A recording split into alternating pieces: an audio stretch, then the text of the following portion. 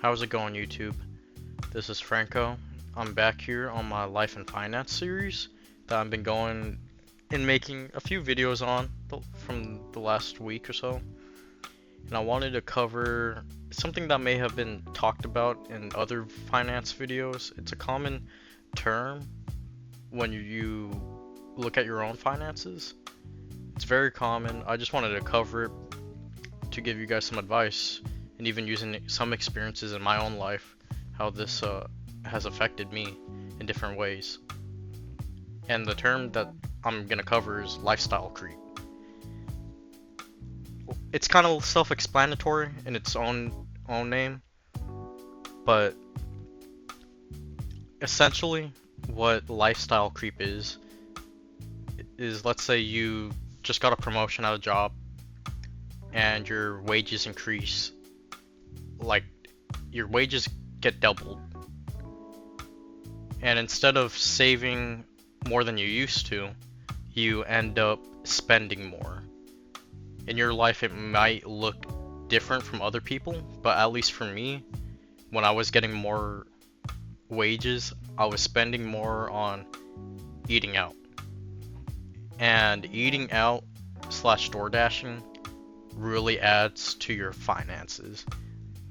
Like it hit my finances negatively, and I didn't even notice how much I was eating out or using DoorDash until I really looked down on my finances on a month-to-month basis, because those little purchases do add up. Say you buy like a burger, it costs $10, and you do that like a few times during the week. That can add up to $50 within 1 week. But subconsciously you take it as, oh, I got enough money to do this because, hey, I just got a promotion, it's all good, nothing to worry about, I got the money. But in reality, it is hurting your finances negatively, because if you just limit yourself to eating out once a week, pretty much, you can turn that $50 burger a week to $10, and you use that $40 going towards your savings account or your investment accounts. And this is like one of those financial mistakes a lot of people do subconsciously, like they're not thinking while they're doing it. And I just want to bring it up because once you acknowledge that you are having a problem with lifestyle creep, then it's a lot easier to manage in the long run. Like I said, the best way that I dealt with this was looking at my finances month to month, breaking down how much I was going out to eat, because that was my problem. Like for other people it might be, hey, I'm getting more money, I can afford a bigger apartment, I can afford that bigger house, I can afford the better, fancier car. Whereas in reality, can you really afford that? Are you really doubling your wealth if you make those purchases? And that's something I think about a lot. In reality, I don't think when you have a promotion, you double your wages, double your salary, that you are actually becoming more wealthy if you make those purchases. I don't think that it's even helping you in any way if you do make that purchase. Unless if you really need a car, that's completely different. Like if you need to buy a car to get to point A to point B, if you have responsibilities outside of work, like with family, then yeah, get that car if you really need it. But I just want to reiterate that it's something that we do subconsciously. Most of the time, it happens with us without us realizing. And the easiest one that I feel like that most people fall under is like eating out. Like that's the easiest way that you can spend your money. Like say even going to the convenience store. If you live next to like a 7-Eleven, just walking over there day by day and buying a snack. Like those finances do add up. And I realized this kind of too late when I was living in the Bay Area of California. Like the Bay Area of California is pretty difficult to to maintain a sustainable lifestyle. Like, I was living out there when I was going to school at university and going to work and doing those two things. It was very difficult for me to even save money at that time. Most of the time I was just letting my own dividends reinvest in the stocks that I did have before I even moved out there. I was just letting it snowball. So the time when I was living in the Bay Area, like, yes, I did have an increase amount of wages when I did live out there, because the cost of living is just stupendously high.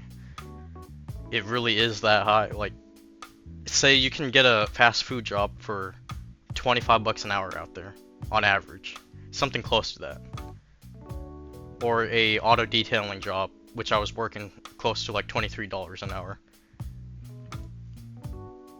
Even though I was making over $20, which a lot of other states that might seem a lot, I was spending a lot of my own money on just food itself. And like, I was able to save a little bit, yeah, but having that lifestyle creep, because when I was living out there, every year I got a raise. And instead of me saving more money or reinvesting the difference of what my wages would have been prior to that wage or prior to that raise, I was just wasting it. I was wasting it on stupid expenses, like better clothes, better shoes. I guess that this kind of goes hand to hand in trying to live more frugal for your life. Like, frugality is really the key to lifestyle creep. Especially if you're a young person, it's okay if you want to save up to go to that concert. I wouldn't say spend your entire paycheck on that concert, especially if you have a raise. Like, the smarter thing to do is with every paycheck that you get, you put away some if you want that item that you need or you desire. Rather it being a necessity, it's like a luxury. Like, you gotta make that connection with your mind that some of these expenses in your life are luxuries, not necessities. Going off of that, sometimes when you do get that raise, those luxuries become necessities.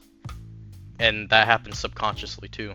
But as soon as you recognize that those purchases that you're making, which I have to reiterate, the easiest way to see this is looking and breaking down your bank statements. Like I said, in my own life, when I was living in the Bay, that was an eye-opener.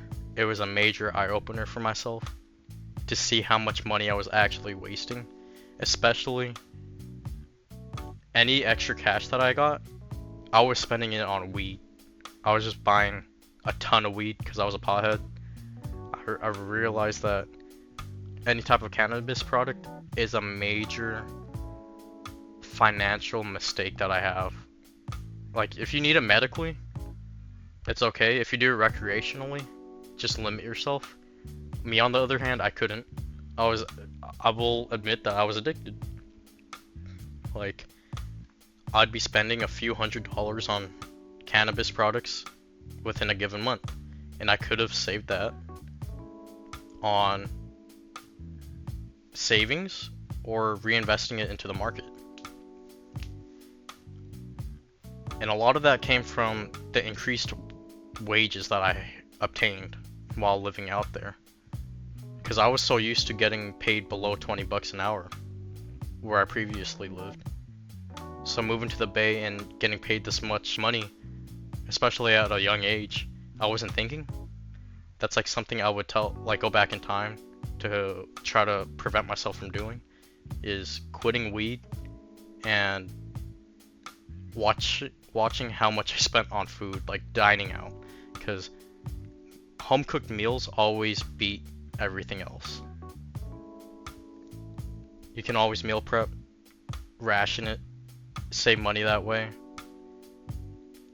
But I want to reiterate and keep on reiterating that the best way for lifestyle creep to not happen in your life is to recognize it like this term happens subconsciously to so many people, but once you recognize it and you break down your own finances on preventing it from happening in your own life, it makes it much easier to manage, guys.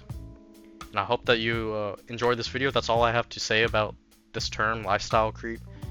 As I would like to say, like, this is something within the financial community that I hear being talked a lot, and I think that it is always something great to bring up when trying to give advice on saving money or investing, because it's something that a lot of people just brush off or don't really think about. But I hope you guys enjoyed this video. Catch y'all on the next one.